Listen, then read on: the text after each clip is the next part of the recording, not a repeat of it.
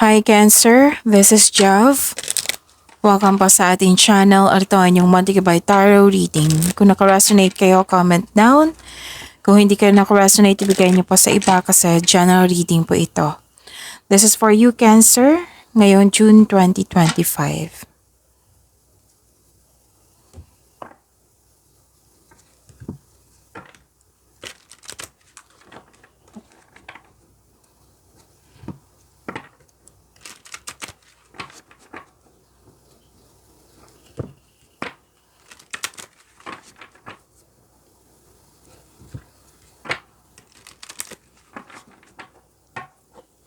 Para po ito sa inyo Cancer, ngayon June 2025.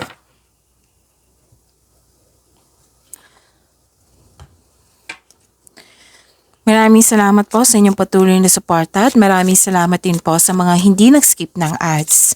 Gamitin ang reading na ito bilang gabay lamang sa mga hindi pa nag-subscribe, subscribe na po kayo at click bell notification para malaman nyo na may bago tayong video.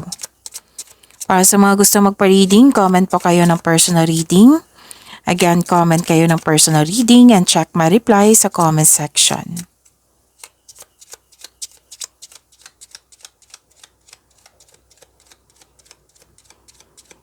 Mga ganap po kay Cancer. Ngayon, June 2025. I need another 2 cards po.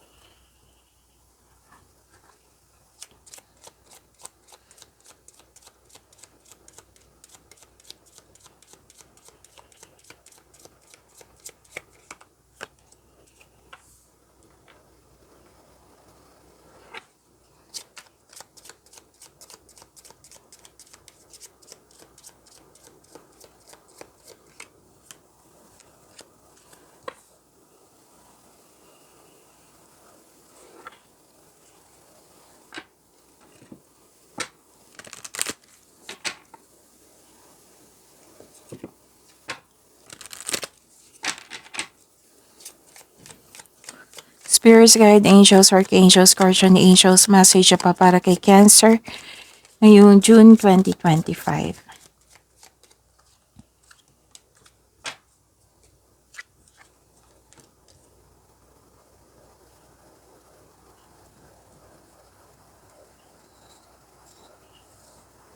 Cancer,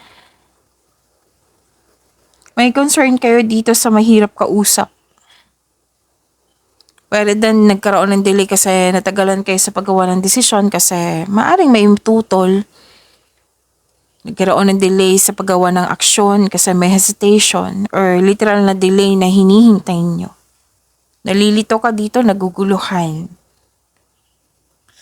Pero makakahanap ka ng paraan. Kasi may kausap ka dito na elders, parents, wiser, mentor, na nagbigay ito ng support sa iyo, nagbigay ng wisdom message sa iyo nang siyang dahilan na motivate kayo at nagkaroon kayo ng you are very inspired in taking some action with courage. Isa sila sa dahilan na motivate ka.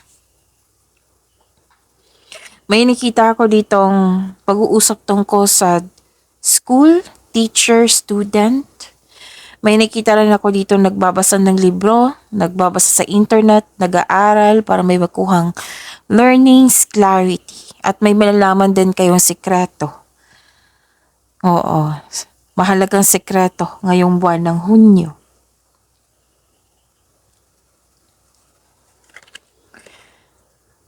"3838, Divine Protection. Your angels are protecting you. Have faith in your journey. You are divinely supported." Claim niyo po. And 1818, fulfill your purpose. Seek your soul's purpose and fulfill it. Your destiny awaits your action. So give an action.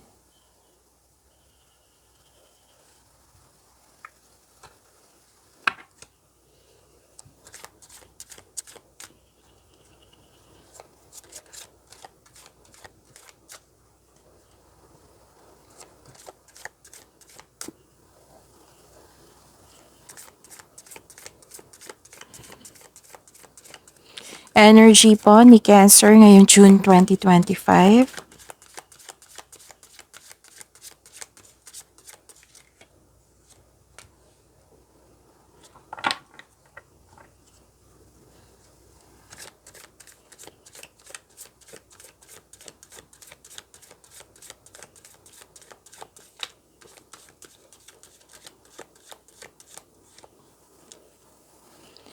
Andito po si Angel of Integrity. Integrity.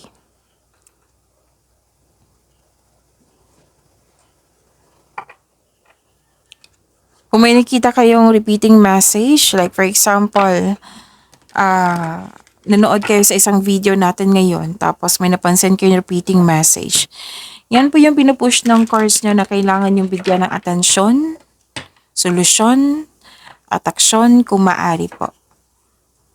So, ano yung energy ni Cancer?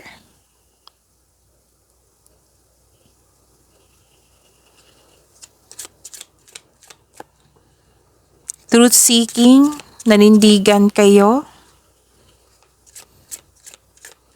matalino kayo, diretsyo, may opinion. So sabi ng card dito, panahon na para umaksyon kung alam mong nasa tama ka.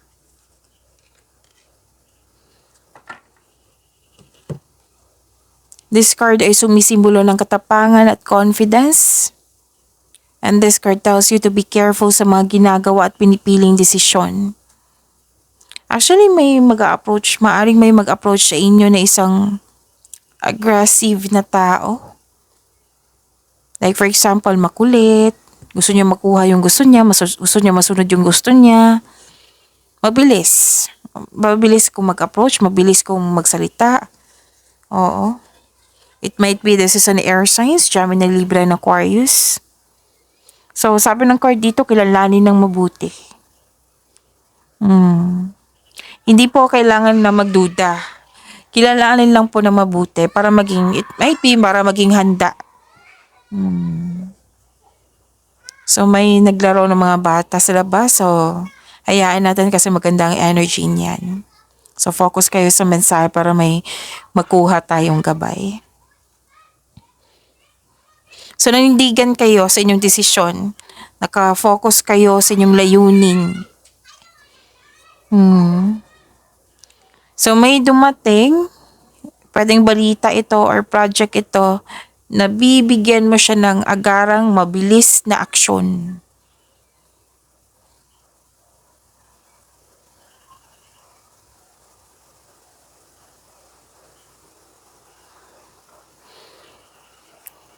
So this is truth and clarity na nasinabi ko kanina dito sa inyong oracle cards.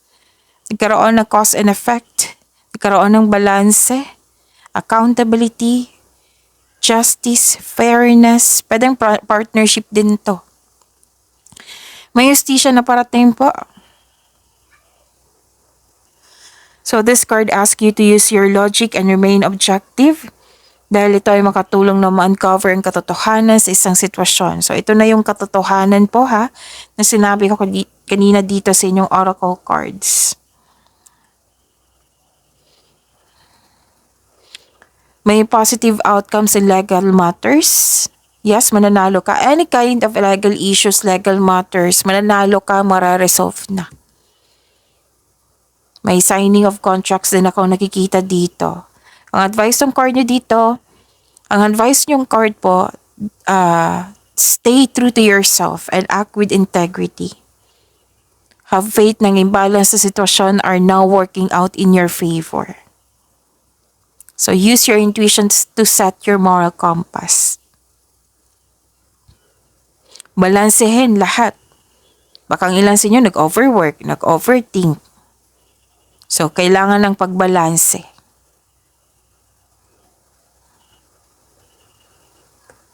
Kung hindi kayo nagkaroon ng pagkakaunawaan sa isang tao, magiging maayos na ito. Magkakaroon ng pag-uusap. Basta panatilihin maging totoo sa isa't isa, sabi ng card. Sa mga ginagawa niyo po, any kind of, mga ginagawa, like for example, sa career and money niyo to. Magkakaroon po ito ng positive outcome. Kung may negotiation, pag-uusap, job interview, any kind of negotiation, magiging successful po ito. Diba? Ang ganda. Claim nyo po ha. Kung sa financial man ito, magiging balanse na at mai-improve pa ito. May pagkakaayos. So this is good. Ang ganda. So this is eclipse. The shadows reveal your inner strength.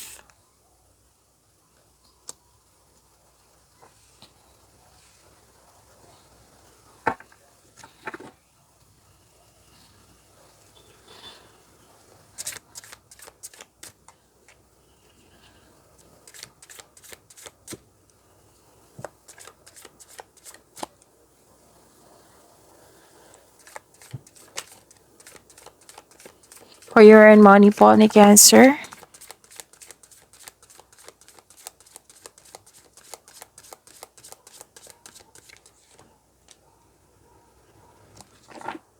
So, andito po si Angel of Prophecy.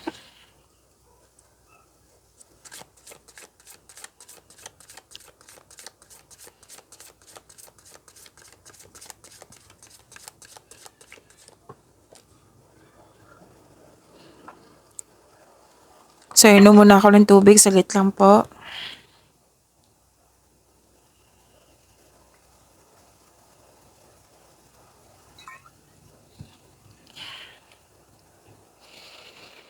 So, inyong career and money po.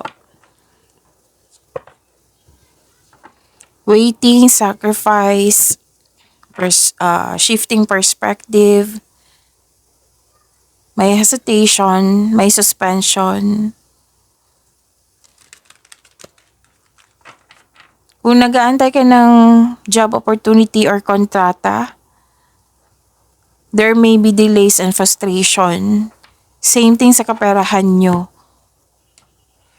Oo. Na nag-clarify siya dito sa inyong oracle cards na may delay. Pero huwag kayong mag-alala, darating din po ito. Huwag kayong mag-alala. It might be tinetest lang yung patience mo. It might be may ipaparealize ang universe sa'yo bago dumating yon para magamit mo sa tama.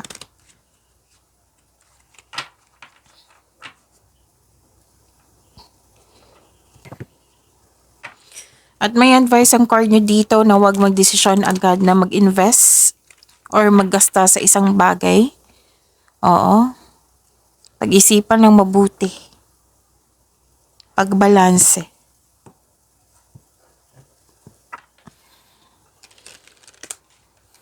May parating na pagsasakripisyo or pagsusuko. Ihanda ang sarili kung karapat-dapat ba ito. Nag-iisip ka dito pero hindi gumagalaw. Pinag-isipan na mabuti kung dapat ba.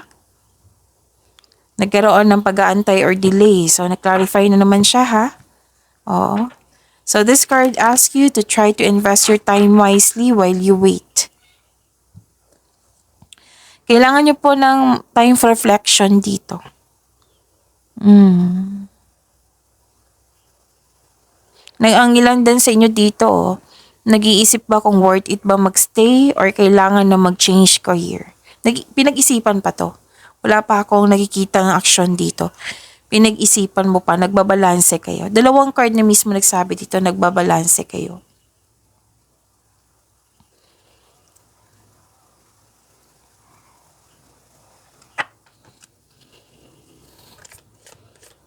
Nagbabalanse bago gumawa ng desisyon. Kasi nga, ayaw mo na masaktan. Ayaw mo magkamali. Natuto ka na sa nakaraan. Kaya naging wiser kayo. Pero, yung paalala ng card nyo dito, don't hesitate too long. Baka pinag-isipan nyo ito from June 1 to June 15. O, baka may timeline yan. So, don't hesitate too long. Kasi ang ending niyan, kung mag-hesitate ka, malilito ka niyan. Malilito ka po. Makinig kayo sa inyong intuition. Choose options that make sense at a gut level. Take time at magkaroon ka ng matibay na plano bago ka pumasok sa panibagong career or negosyo. Kasi ayaw mo talaga. Ayaw mo magkamali, natatakot ka magkamali, ayaw mo magkaroon ng failure sa choices mo. Ayaw mo magkaroon ng negative outcomes. Kaya nga, naging wiser ka. Bago yung gusto mo sigurado yung pinili mo, yung desisyon mo, yung konkretong plano, Gusto mo na yung... So again, gumawa ng matibay na plano. Okay? At don't hesitate too long. Yung paalala ng court niyo po.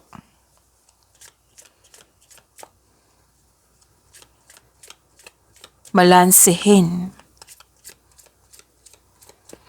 Spirit's guide, message po sa career and money ni Cancer.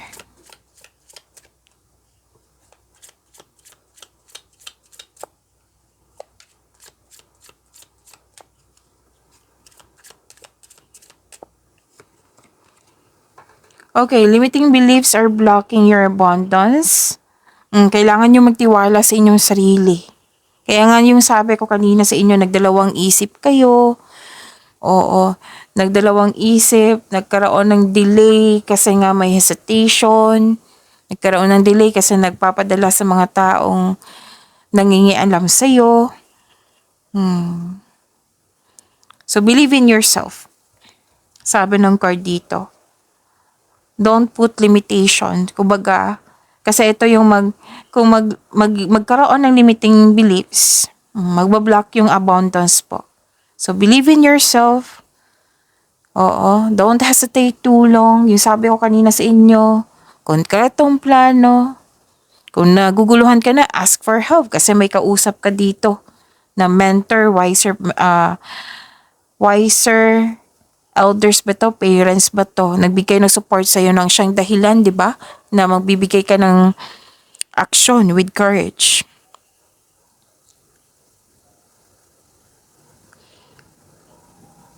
Sa mga naghahanap ng trabaho dito, pwedeng, ang ilan nga sa inyo dito, magsisimula ng negosyo. Tapos, pwede din a teacher, a mentor. Okay? So, don't put limitation. Don't hesitate.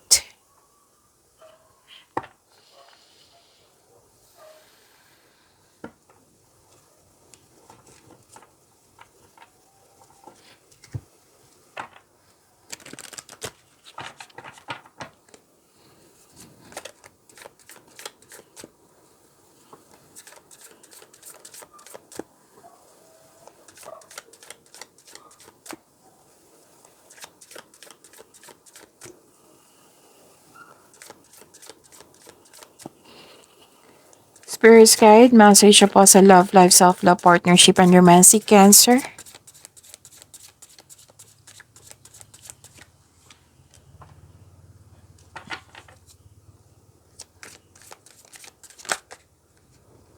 Okay, so this is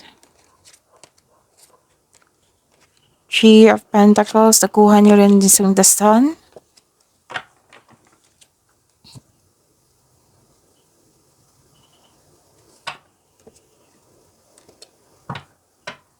Kunin ko na.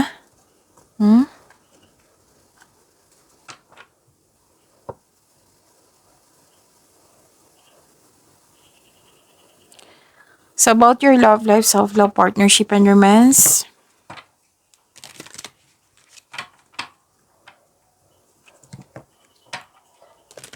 This is celebration, togetherness. Na-relieve yung stress mo nang dahil sa togetherness na ito. Pagtipon-tipon ng grupo ng tao. Pwedeng friends or family. Sila po yung nagbibigay ng suporta sa'yo. This is celebration, togetherness, ha? Oo. Nag-spend time ka sa group of people.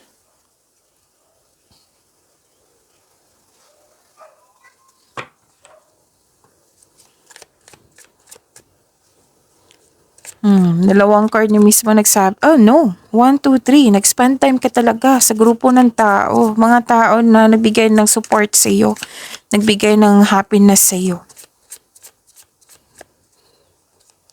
Sa mga single dito na makakatagpo ka ng partner through friends, connection. Para sa mga relasyon sa buhay mag-asawa, may plano kayo mag-travel. At ang dahil nito, mas mag-grow pa ang inyong connection. Pwede din lang plano nyo mag-decorate ng bahay. Nag-staycation kayo sa bahay nyo. Tatlong card mismo nagsabi to na you're very inspired and ang support talaga. You're flattered kasi maraming nag-support sa iyo. Cancer. Happiness, kitang-kita ko dito. Makakatanggap din kayo ng news na may buntis or wedding. Maaari din na, happy bonding nakikita ko dito eh. Oh, ang ganda. May bala kayong mag-beach outing or camp outing to escape, everyday pressures. Ngayon, June 2025. Spirit's guide message po sa love life ni Cancer. Trust the magnetic pull of your twin flame. It will guide you towards them. Pagyamanin niyo po yung blessings na binigay sa inyo. Cancer, see you tomorrow. Maraming salamat po.